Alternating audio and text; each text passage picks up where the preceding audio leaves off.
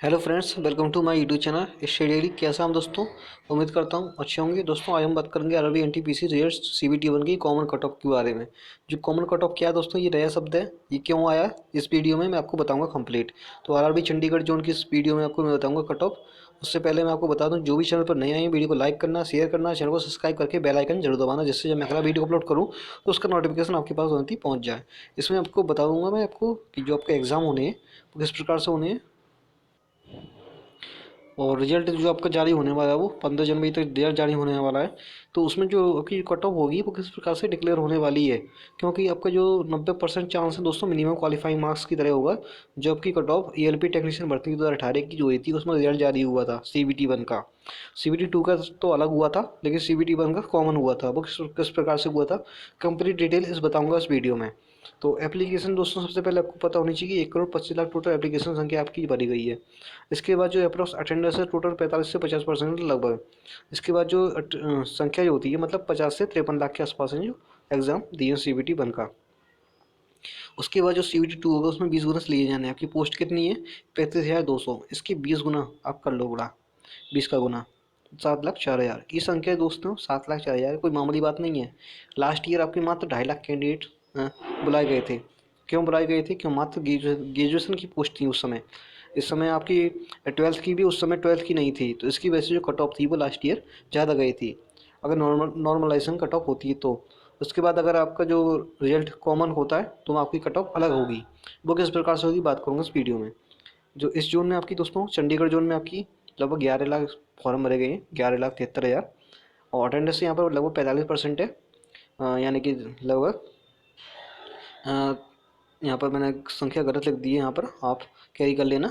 इसके लोग 6.5 लाख के आसपास कुछ कैंडिडेट हैं एग्ज़ाम दिए में सीबीटी वन का। और सीबीटी टू एग्ज़ाम में दोस्तों कितने देंगे? यहाँ पर पोस्ट है आपकी 2483, जिसके 20 गुना यानी कि 49,660, लगभग 50,000 कैंडिडेट हैं जो सीबीटी टू का एग्ज़ाम देने चंडीगढ़ जोन से। और चंडीगढ़ जोन की जो एक्सपेक्टेड कट ऑफ है, अगर आफ्टर रॉ मार्क्स की बात करें, रॉ मार्क्स पे जो बनेगी वो इस प्रकार से बनेगी आपकी रॉ मार्क्स पे।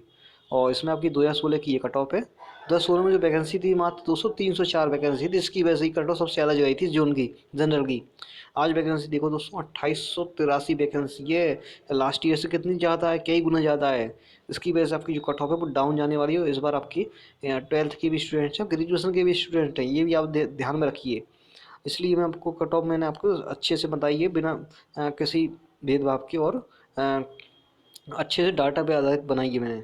जो जनरल की अगर आपके 50+ भी रॉ मार्क्स आ रहे हैं तो अभी आप पास हो जाएंगे। इस प्रकार से अगर कट ऑफ बनती है तो। और ईडब्ल्यूएस के 44+, ओबीसी के 47+, और एससी के 42+, और एसटी के 37+। अगर इतने मार्क्स आपके रॉ मार्क्स बन रहे हैं तो अपने सीबीटी टू की तैयारी करते रहिए दोस्तों। रिजल्ट जारी होने का इंतजार मत करिए, कि काफ़ी स्टूडेंट अभी रिजल्ट का इंतजार कर रहे हैं कि रिजल्ट जारी हो जाएगा उसके बाद हम तैयारी को करेंगे। तो आपको बता दूँ इसी आपकी कट ऑफ में आसानी से आ जाओगे अगर आपका इतने मार्क्स रॉ मार्क्स बन रहे हैं तो। और अगर रही बात एक्स पीडब्ल्यूडी कैंडिडेट की, तो काफ़ी स्टूडेंट पूछते रहते हैं इनकी कट ऑफ कितनी रुकेगी। तो इनकी कट ऑफ बता दूं, अगर आपके 40+ रॉ मार्क्स आ रहे हैं, मतलब 40 से नीचे भी आ रहे हैं तो भी 1-2 नंबर कोई दिक्कत नहीं है। अगर 40 आ रहे हैं तो बहुत ही अच्छी बात है, आपकी जो कट ऑफ बनेगी वो 40 से 42, मैक्सिमम 42, इससे ज़्यादा नहीं आने वाली है। और रही ये आपकी जो मिनिमम क्वालिफाइंग मार्क्स की बात, तो एएलपी टेक्नीशियन भर्ती के जो फैक्टर लागू हुआ तो आपकी कट ऑफ जो बनेगी वो मिनिमम क्वालिफाइंग मार्क्स और पदों की संख्या के आधार पर बनेगी। जो सीबीटी वन का रिजल्ट जल्द जारी हो जाएगा। ये आपकी पता होगी दोस्तों, जो नोटिफिकेशन में रिक्वायर्ड करी गई है कट ऑफ, यानी कि जो मिनिमम मार्क्स जनरल पे डब्ल्यूएस 40%, ओबीसी 30%, एससी 30% और एसटी 25%। तो होगा क्या कि यहाँ पे जो 12th और ग्रेजुएशन की जो कट ऑफ है वो कॉमन कट ऑफ बनेगी। जो कॉमन कट ऑफ बनेगी वो मिनिमम क्वालिफाइंग मार्क्स के आधार पर बनेगी। यानी कि जो मिनिमम क्वालिफाइंग मार्क्स है उसमें कुछ परसेंटेज बढ़ाकर कैंडिडेट को 7,04,000 के अंदर लाना, जो एक इनका क्राइटेरिया है जिसमें इनको 7,04,000 स्टूडेंट लेने हैं सीबीटी टू के लिए। तो वहाँ पर लाने के लिए इनको मैक्सिमम, अगर संख्या कम पड़ती है, सॉरी, संख्या अगर ज़्यादा भी हो जाती है मिनिमम क्वालिफाइंग मार्क्स से नज़दीक लाने पे बाद, तो संख्या ज़्यादा भी ले ली जा सकती है, उनके ऊपर है। क्योंकि उन्होंने इसके लिए लिखा है कि पदों की संख्या बढ़ा भी जा सकती है, घटाई भी जा सकती है, कुछ भी कर सकते हैं दोस्तों, उनके ऊपर है।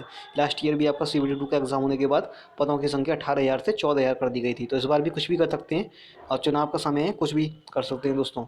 कुछ भी मतलब हो सकता है खुश कर दें आपको। तो यहाँ पर आपको बता दूं कट ऑफ सबसे पहले मैं, अगर जनरल की 40% रिक्वायर्ड की करेगी है, यानी कि 40% कम से कम आपको अंक लाने हैं। अगर 40% अंक हैं आपके, तो आपकी जो कट ऑफ बन सकती है वो 40 से 45 मार्क्स के आसपास बन सकती है।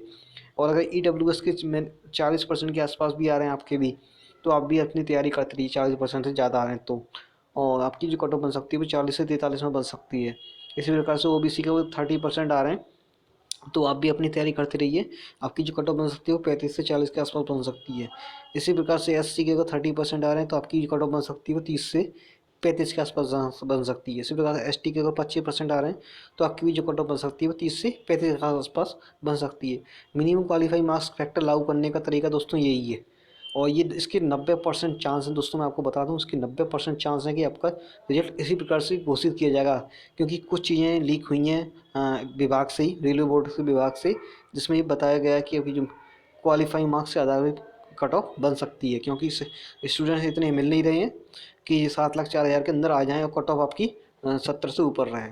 तो इसलिए दोस्तों ये चीज़ें आपको मैंने बता दी कि उस भ्रम में ना पड़े। अगर आपके मार्क्स इसके नज़दीक भी आ रहे हैं, तो अपनी तैयारी को करते रहिए।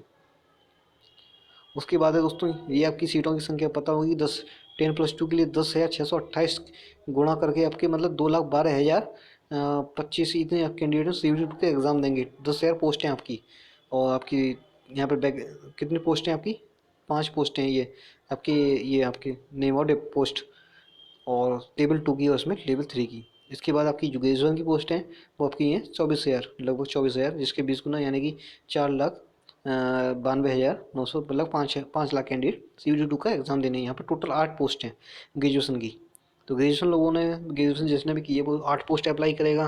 तो ये आपकी 8 पोस्ट हैं। स्टेशन मास्टर, ट्रैफिक असिस्टेंट, सारी मतलब अच्छी अच्छी पोस्ट हैं, अच्छे अच्छे ग्रेड की पोस्ट हैं दोस्तों।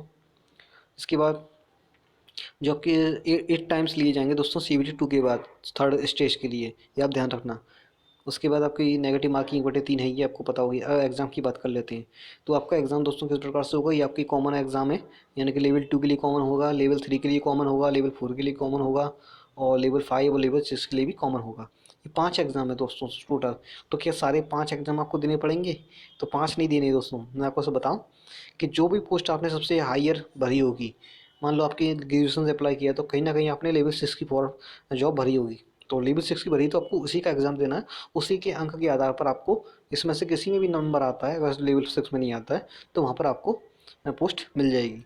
इसी प्रकार से अगर आपने 12th बेसिस भरी, 12th बेस पे आपकी लेवल 2 और लेवल 3 है, तो लेवल 3 का एग्ज़ाम देना पड़ेगा आपको। बस सबका एग्ज़ाम नहीं देना हो। अगर किसी किसी ने मात्र एक ही पोस्ट भरी है और प्रेफरेंस भरा ही नहीं है, तो वहाँ पर आपको अलग मैटर सा होगा, तो उसी लेवल की एग्ज़ाम देना पड़ेगा। इस प्रकार से दोस्तों आपका एग्ज़ाम होगा। टाइपिंग स्किल वगैरह भी है आपके कई पोस्ट के लिए, तो ये चीज़ें भी आपको ध्यान देना। तो इसलिए मैं आपको इंपॉर्टेंट चीज़ें आपको समझा दी मैंने। बस यहाँ पर आपको क्वेश्चंस की संख्या 120 हो जाएगी CBT2 के लिए, और CBT1 में 100 थी। समय उतना ही रहेगा आपका, 90 घंटे। तो संभल के एग्ज़ाम करिएगा दोस्तों, रिजल्ट जल्द जारी होने वाला है। और तैयारी करते रहिए अपनी, और तैयारी को मत छोड़िए बिल्कुल भी। ग्रुप डी भी आपका जल्दी आने वाला है 23 तारीख से। और कोरोना भी बढ़ रहा है फिलहाल। कोरोना खैर जल्दी ख़त्म हो जाएगा, कम हो जाएगा। जितनी तेज़ी से बढ़ रहा है उतनी तेज़ी से गिरेगा भी ये। तो सारी चीज़ें मुझे डिस्कस करनी थी। कैसा लगा वीडियो दोस्तों? उम्मीद करता हूँ अच्छा लगा हो। तो लाइक करना, शेयर करना, चैनल को सब्सक्राइब करके बेल आइकन दबाना, और कुछ पूछना हो तो आप कमेंट करके ज़रूर पूछना। मिलते हैं फिर अगली वीडियो में। Thanks for watching this video.